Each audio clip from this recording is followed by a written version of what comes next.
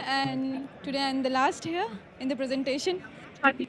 So imagine a world without where cancer treatment is not compromisable, and the therapies we are doing it's more precise and more targeting that are more precise and more targeting that is only targeting the cancer cells without sparing the healthy normal cells.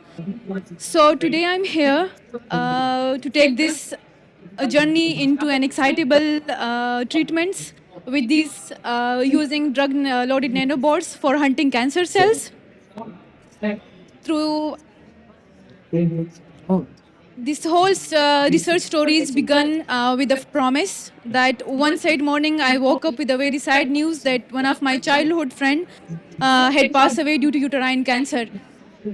Due to like on a normal doctor games we used to play that I used to promise her that one day I innovate a drug that will cure the cancer, and that loss has fueled and innovate in me that uh, I'm here standing to fulfill that part of my promise.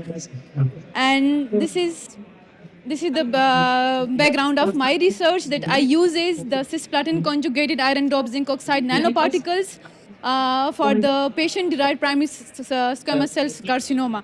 It's one of the oral cancer that is one of the prevalent cancer in Pakistan, in our home countries. So basically, I choose the nanoparticles, which is like 1,000 times smaller than a human hair, and it has a remarkable biomedical applications. And these nanoparticle has been conjugated with the cisplatin, that is one of the anti-cancer drug, and the first line drug for the oral squamous cell carcinoma. But has a very adverse side effects. But in order to minimize their side effects and to make it targeted, I use the nanoparticles approach. These nanobots I have designed. And this is the problem statement. This is the solutions that I have used to treat these cancer. First, I have created the cancer-fighting nanobots. I will explain. And then after that, understanding these nanobots' properties, that how these actually works and how these are going to target the cancer cells. Then after that, I testing these cancer cell lines on oral squamous cell carcinoma. Then after that, these nanobots have been targeted in order to achieve all the promising results. These are the nanobot synthesis and their characterization, that has been shows a remarkable results. The first step is like the iron oxide nanoparticles that has been synthesized with the help of the co-precipitation method, and due to one-step conjugation, it has been conjugated with the cisplatin. So the drug has been made. It's a loaded nanoparticles that in scientific world I call it's like the drug-loaded nanobots.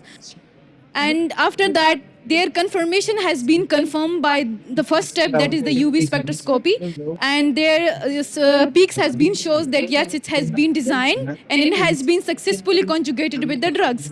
And after that, their confirmation that what is the actual size of these nanoparticles, I have performed the scanning electron microscopy that has 100 nanometer in size and having spherical in shape. After that, in order to actually identify the percentage of these nanoparticles in a solution, I perform the EDS assay, which can give only the results on the light. And at the last, there is atomic absorption spectroscopy, which confirms that this has been the solution has been the cisplatin has been successfully conjugated.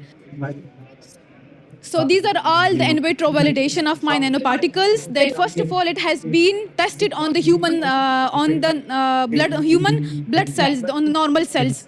That what if it is toxic to the human cell lines or not, to the normal cells without the cancer cells. So yeah, it has shown that it causing not any problem, any toxicity to the normal cell line. It shows as very safe to the normal cells. After that, when their safety has been performed on normal cells, then has been checked on the cancer cell lines that has been derived from the patient cells. So their toxicity in cytotoxicity in the light, in the dark, both are very remarkable, and it has been shown IC50 value with the 50% inhibition of the cells. After that, it has been performed the photothermal and the photodynamic assay, photothermal and photodynamic assay. And after that, the COMET assay. These are the last assay for the validation of genotoxicity assay. And the last, that is the next step, while our results are impressible, so these are the nanoparticles that has been in future will be validated on the model organisms and on the clinical trials. So inshallah, we will go further for that. So these are the collaboration teams, my great professors, which helped me a lot. And today I'm here standing. Time is over. That part of my promise. Okay. And Thank you. so much for your time.